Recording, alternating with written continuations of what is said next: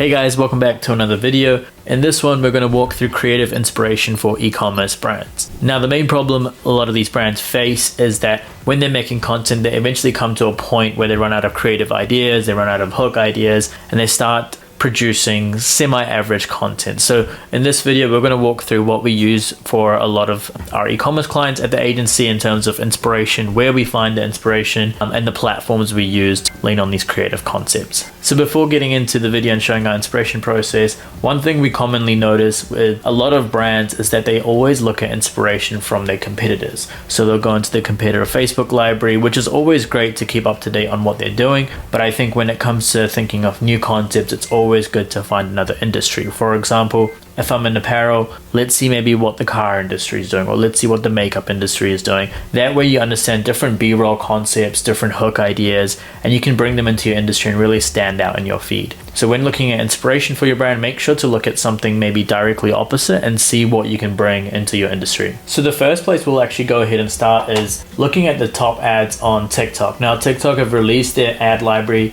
It's got an immense amount of ads based on search volume, based on performance. It also allows you to dive into analytics and also look at conversion data, breaks down the video analysis. So they've really improved the platform in terms of what's actually available for media buyers and creative strategists to understand these metrics. So this is one of the first places we look at going. It's good to see what type of content a lot of your competitive brands and also brands in other niches are making. And TikTok helps you kind of analyze the data as well, which is really helpful and something that Facebook doesn't automatically do. So immediately a massive value prop for us. And TikTok are slowly trying to recreate their AI by having a creative assistant here, and they really break down the video in terms of how it performs, in terms of creating video scripts based on these videos. So really helpful things in terms of AI development that's coming from TikTok. So I would go ahead into the creative library here and scroll through and find top ads dashboard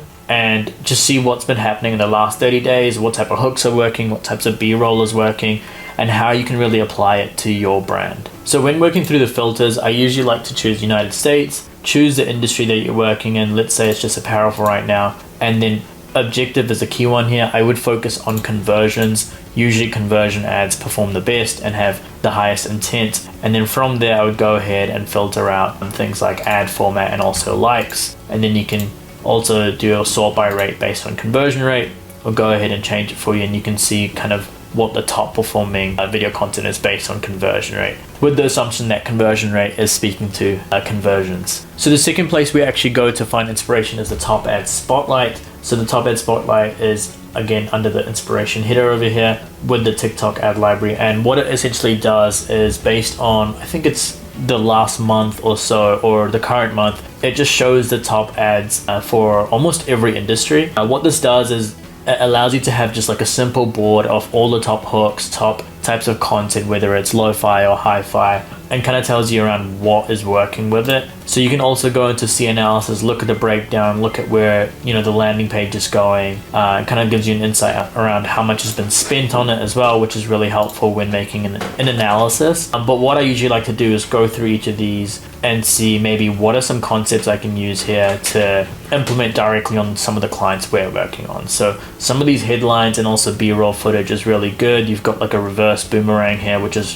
very eye-catching and also clearly has a really good click-through rate. So these are just some concepts and some ideas you can kind of lean on. So this is more hi-fi, I would say here. So it's good to have a good balance between both and see what's possible for your brand. Now moving towards the last place for the TikTok Creative Center is the top products. So this top products is broken down by industry. It shows perfumes, makeup tools and everything. So the best way to do research here is just go down based on popularity and also popularity change. You can go in details and you can find some of the top performing ads around. It tells you the CPA, it tells you how much has been spent, and some more important metrics here, and you can kind of see what's been working in that industry. So some other popular industries are like jeans. There's some really high performing ads here that are great for TikTok specifically, and also I'm assuming for Facebook ads. Another interesting thing here is related interests. What you can also do is take some of these interests, go directly on your TikTok mobile app and search these interests and filter by the last 7 days. and see what more of the organic posts are. Chances are the organic posts would have a lot of traction. You can take some concepts from them, directly implement it into your ad strategy. So that's the main insights when it comes to the TikTok inspiration board.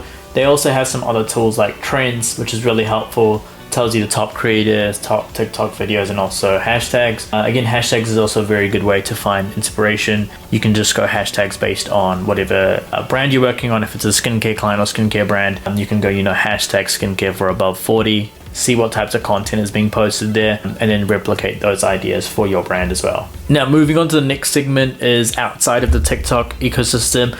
It's more so around customer research. So customer research platforms that are usually great are Reddit, Amazon. These places, directly provide customer feedback, and you can take those insights and see how you can kind of incorporate those directly into your ad concepts. So I'll walk through some examples really quickly on how I would go about doing that and how you can implement it as well. So the first example is a skincare example. All I would do is simply type Reddit first and then whatever your product or problem is, and see what kind of the Reddit community are talking about. Chances are you'll find some gems in here, or you'll find some competitors or some value props in your competitors, or even your own brand that gets mentioned here that you would have just never thought of if you hadn't done this research. So a lot of the comments here on Reddit, and why I find them so valuable, is because majority of the consumers and also profiles here are anonymous, so they're quite upfront, quite brutal, and that way you get direct feedback on products that are mentioned in here, and also how you can,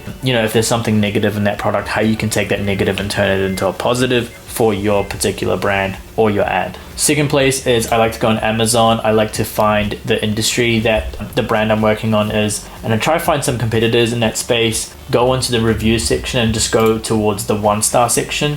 What this will tell me is ideally what customers did not like about the brand.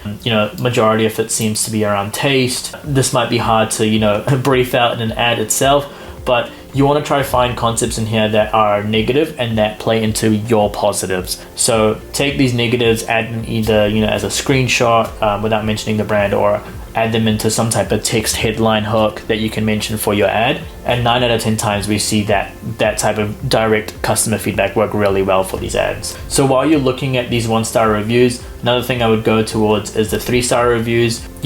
When you're making a 3-star review, it's usually quite a mixed opinion. So there is going to be a good blend of positives and negatives in there, and you can find some hidden gems that you might have not already thought of that would have been mentioned in the 1-star review. So now the last place I'll go through is almost like a large swipe file. It's a software called Foreplay. Essentially what this does is it's a swipe file of a lot of brands in the e-commerce space, lead gen space, just anywhere that runs ads. It kind of gets stored into this collection on this online platform. There's multiple different ways you can use this. You've got your own personal dashboard, you've got a swipe file, and then you've got the discovery option where it lets you go through experts, it lets you go through brands. These are usually top performing brands. You can view their ad library. It's really helpful. What I usually like to go through is either discovery or swipe file. Now, swipe file is everything I've saved that I might have seen on my phone, might have seen on some type of feed on Facebook or Instagram, and usually like to review this before every creative sprint that we might have.